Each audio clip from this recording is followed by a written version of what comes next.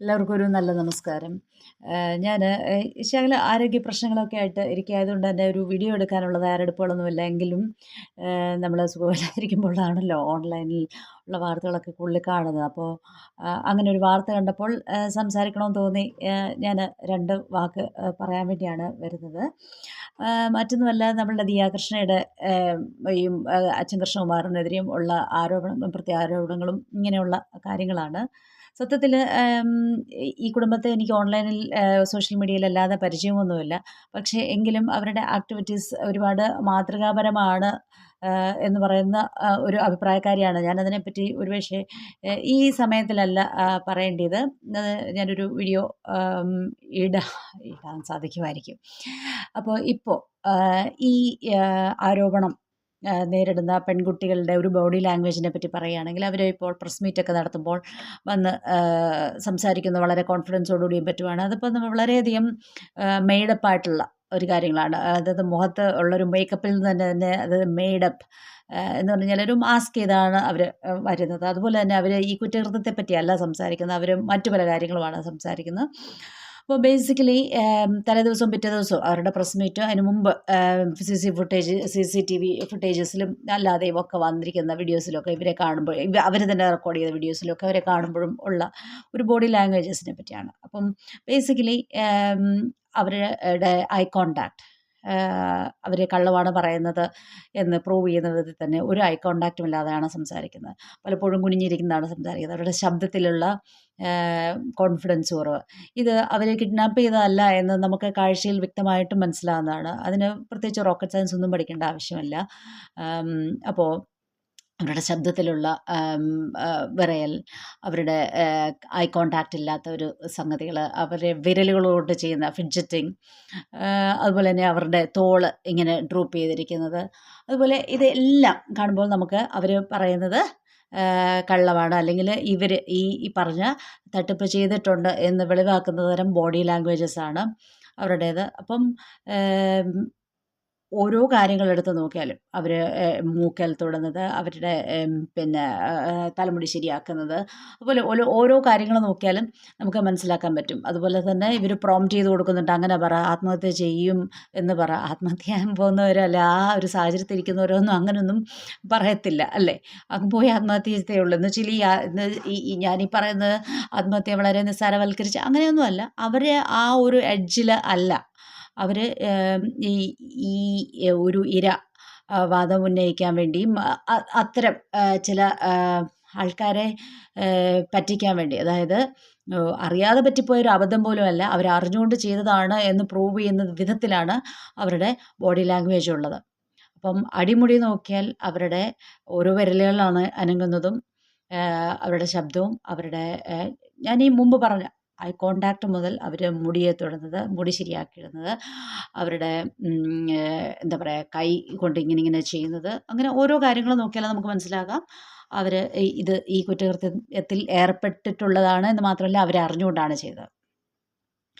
അടുത്തൊരു കാര്യം പറയുകയാണെങ്കിൽ, ഇപ്പോൾ ഇവരുടെ ഇരവാദവും അതിൻ്റെ പിന്നെ ലീഗൽ വശങ്ങളും ഒക്കെ പറ്റി പറയുമ്പോൾ, ഇവരറിയാതെ പോകുന്നൊരു കാര്യമുണ്ട്. അല്ലെങ്കിൽ ഈ പല സാമൂഹ്യ രാഷ്ട്രീയ അല്ലാത്ത മത താല്പര്യങ്ങൾ കൊണ്ട് ആൾക്കാർ അറിഞ്ഞില്ല എന്ന് നടിക്കുകയോ, അല്ലെങ്കിൽ ആൾക്കാരുടെ അറിവില്ലായ്മ കൊണ്ട് മനസ്സിലാക്കാത്തതുമായൊരു കാര്യങ്ങളുണ്ട്. എന്ത് പറഞ്ഞാലും ഞാൻ താണജാതിയാണ് എന്ന് പറയുന്നത് മാത്രമല്ല, ഈ ജാതി കാർഡ്, അതായത് ഇതിപ്പോൾ ഒരാൾ ഉയർന്ന ജാതിയിൽ ആണ് എന്ന് പറഞ്ഞ് അവരെ ബുള്ളി ചെയ്താലും അത് പിന്നെ ജാതി വിവേചനം തന്നെയാണ്.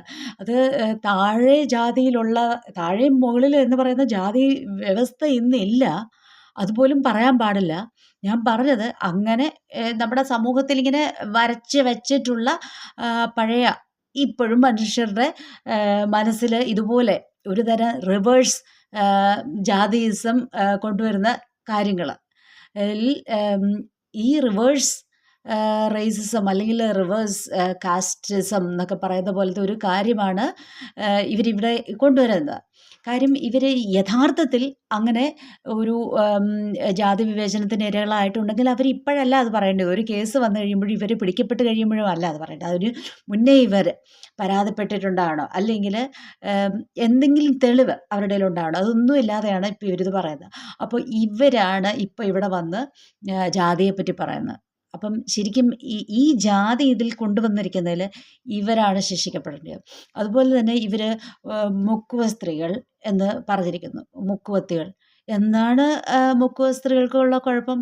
മുക്കുവത്തികൾ എന്ന് പറഞ്ഞാൽ അതൊരു എന്താ മോശം വാക്കാണോ? അതിനകത്ത് ജാതി സാമൂഹിക ഇതുമായ ഒരു വിവേചനമോ അങ്ങനെ ഒരു വാക്ക് പറഞ്ഞാലുണ്ടാകത്തില്ല. പക്ഷേ ഇവരിപ്പോൾ അത് പറയുന്നതിലൂടെ മുക്കുവ സ്ത്രീകളെ അവരാണ് അപമാനിച്ചിരിക്കുന്നത്. എന്ന് പറയുന്ന പോലെ ഈ ജാതി വിവേചനം ഇവിടെ കൊണ്ടുവന്നിട്ട് ഇല്ലെങ്കിൽ ഇവരിത് പ്രൂവ് ചെയ്യണമായിരുന്നു മുമ്പേ. എന്തുകൊണ്ട് ഈ കുട്ടികൾ അവിടെ തുടർന്നു? ഇവർ പറയുന്നു ഇത്തരത്തിലുള്ള പല തരമായ പീഡനങ്ങൾ ഇവർക്കുണ്ടായെന്നും അങ്ങനെ ഇങ്ങനെയൊക്കെ പറയുന്നുണ്ട്. അപ്പോൾ ഇവർ എന്നിട്ടും എന്തുകൊണ്ട് അവിടെ തുടർന്നു? ഒരാൾ അവിടെ ജോലി ചെയ്തിട്ട് അയാളുടെ റിലേറ്റീവ്സിനെയോ ഫ്രണ്ട്സിനെയോ വീണ്ടും വിളിച്ചുകൊണ്ട് വരികയാണ്. മോശമായൊരു സ്ഥലത്തേക്ക് അവർ വിളിച്ചുകൊണ്ട് വരുമോ? അപ്പം ബേസിക്കലി ജാതി വിവേചനത്തെപ്പറ്റി ഇത്തരം സാമൂഹ്യമായ അകറ്റി നിർത്തലിനെ പറ്റിയൊക്കെ പറയുമ്പോൾ കുറച്ച് സൂക്ഷിച്ച്, അതായത് ചിലപ്പോൾ തൽക്കാലത്തേക്ക് അവർക്ക് പിടിച്ചു നിൽക്കാൻ പറ്റിയേക്കാം. അതിനെപ്പറ്റി ആഴത്തിൽ ചിന്തിക്കാത്ത ആൾക്കാരുടെ അടുത്ത് ഇത് പറഞ്ഞ്, അല്ലെങ്കിൽ ഇങ്ങനെ നേടിയ ചില കഥകൾ കേട്ട് ഇത് കേൾക്കുമ്പോൾ ഓപ്പോസിറ്റ് നിൽക്കുന്ന ആൾക്കാർ എന്താ പറയുക, സ്റ്റണ്ടായി പോകുന്ന ചില സാഹചര്യങ്ങളിലൊക്കെ ഇവർക്കത് സാധിച്ചേക്കാം. പക്ഷേ ഇവിടെ പ്യോർലി ഒരു കേസ് കൊടുത്തതിന് പുറകെ ഇവരിങ്ങനെ വന്ന് പറയുക എന്ന് പറഞ്ഞാൽ ഇതിനകത്ത് യാതൊരു അടിസ്ഥാനവുമില്ല. അടിസ്ഥാനമുണ്ടെങ്കിൽ അവരതിന് ജാതി ഈ വിവേചനം കാണിച്ചു എന്നുള്ളതിന് തെളിവ് കൊണ്ടുവരണം. ഇപ്പോൾ ഈ കുട്ടികളാണ് ഇവരെ കൊണ്ട് കുരങ്ങനെ കൊണ്ട് ചുടുചോറ് കോരിക്കുക എന്ന് പറയുന്ന വിധത്തിൽ, ഇവരുടെ പിന്നിൽ നിന്ന് ഇവരെ സഹായിക്കാം എന്ന് പറയുന്ന വിധത്തിൽ രാഷ്ട്രീയ താല്പര്യങ്ങളോ സാമൂഹ്യ മറ്റെന്തെങ്കിലും താല്പര്യങ്ങളോ ഉള്ള വ്യക്തികൾ ഇവരെ ഇരയാക്കി ഇവരെ കൊണ്ട് ചുടുചോറ് കോരിച്ച് എന്തെങ്കിലും നേടാം എന്ന് വിചാരിക്കുകയാണ് ചെയ്യുന്നത്. പക്ഷേ യഥാർത്ഥത്തിൽ കൃത്യമായ കൈകളിൽ കൃത്യമായ വാദിക്കുന്ന വക്കീൽ ബാധിച്ചാൽ ഒരു നല്ല ജഡ്ജിയുടെ അടുത്താണ് ചെല്ലുന്നതെങ്കിൽ ഇവർ ജാതി വിവേചനത്തിന് ചിലപ്പോൾ അകത്താകേണ്ടി വരും. കാര്യം അതാണല്ലോ ജാമ്യമില്ലാത്ത കുറ്റം. ഈ തട്ടിപ്പ് നടത്തിയതിൻ്റെക്കാളും വലിയ കുറ്റം അവർ ചെയ്തതായിട്ട് ചിലപ്പം പ്രൂവ് ചെയ്യാൻ സാധിച്ചേക്കാം. കാരണം ഇതുപോലെ തന്നെയാണ് സ്ത്രീകളാണ് ഇങ്ങനെയുള്ള കുറേ കാര്യങ്ങൾ ഇതെല്ലാം ഇപ്പോൾ ഒരു റിവേഴ്സ് സൈഡിലേക്ക് മിസ്യൂസ് ചെയ്യപ്പെടുന്ന, നമ്മളെ സംരക്ഷിക്കാൻ കൊണ്ടുവന്നിരിക്കുന്ന നിയമങ്ങൾ മിസ്യൂസ് ചെയ്യുന്ന ഒരു ആറ്റിറ്റ്യൂഡാണ് ഇവിടെ കാണുന്നത്. പക്ഷേ അതും ഇത്തരം കുറേ കാര്യങ്ങൾ വരുത്തേണ്ടിയ മാറ്റങ്ങൾ സ്ഥിരമായി കുറ്റവാളികൾ ഇത്തരം കാര്യങ്ങൾ എടുത്തുപയോഗിക്കുമ്പോൾ നാച്ചുറലി നിയമവ്യവസ്ഥിതിക്കും നിയമം സംരക്ഷിക്കേണ്ടവർക്കും കണ്ണു തുറക്കുമല്ലോ. എല്ലായ്പ്പോഴും ഒരേ രീതിയിൽ നേടിക്കൊണ്ടിരിക്കാൻ സാധിക്കും. അതുപോലെ തന്നെ ഒരാളല്ല, ഈ 3 വ്യക്തികൾ ചേർന്ന് ചെയ്ത ഒരു കാര്യമാണ്. അപ്പം ഇവർ 3 പേരും ഇപ്പോൾ പത്രവാർത്തകളിൽ വന്ന് നിൽക്കുന്ന അതേ ധൈര്യവും തൻ്റെ ഇടവും ഉള്ള കുട്ടികളാണ് അല്ലേ? അവർക്കത് വേണമെങ്കിൽ അതാവാം. അപ്പം ഇങ്ങനെ ഈ 3 പേരെ ഏത് രീതിയിൽ ഈ പറഞ്ഞ വ്യക്തികൾ പീഡിപ്പിക്കും? അങ്ങനെ പീഡിപ്പിച്ചെങ്കിൽ അവരെന്തുകൊണ്ട് ഇത്രയും മാസങ്ങൾ അവിടെ നിന്നു? അടുത്തൊരു ചോദ്യം, ഈ ദിയായ്ക്ക് ടാക്സിൻ്റെ പ്രശ്നം വരും. അപ്പം ദിയായ്ക്ക് അറ്റ്ലീസ്റ്റ് ഒരു ബിസിനസ്സിൻ്റെ ബാക്ക്ഗ്രൗണ്ട് കാണിക്കാനുണ്ട്. അല്ലാതെ ഒരു പേഴ്സണൽ അക്കൗണ്ടിൽ ഇത്രയും സംഗതികൾ വന്ന് മറിയുമ്പം ഇവർക്ക് ടാക്സിൻ്റെ പ്രശ്നങ്ങൾ വരികയില്ലേ? അപ്പോൾ ഇവരങ്ങ് തന്നെ സമ്മതിച്ചോ? അപ്പം ഇതൊക്കെ എന്താ പറയുക, ഈ കണ്ടു നിൽക്കുന്നവരൊന്നും പൊട്ടന്മാരല്ല. ഒരു ദിവസം ഇവർക്ക് കുറേ മാധ്യമങ്ങളുടെ അട്രാക്ഷൻ കാര്യങ്ങളും കിട്ടും. മാധ്യമങ്ങൾക്ക് വാർത്തയാണല്ലോ പ്രധാനം. അപ്പം അങ്ങനെയാണോ ഇങ്ങനെയാണോ എന്നൊക്കെ ചോദിച്ച്, കാര്യം ഒരു പുതിയ എലമെൻറ്റ്, ഒരു വിവാദം ഉണ്ടാക്കിയാലാണ് അവർക്ക് അടുത്ത നേരത്തെ വാർത്തയാവുന്നത്.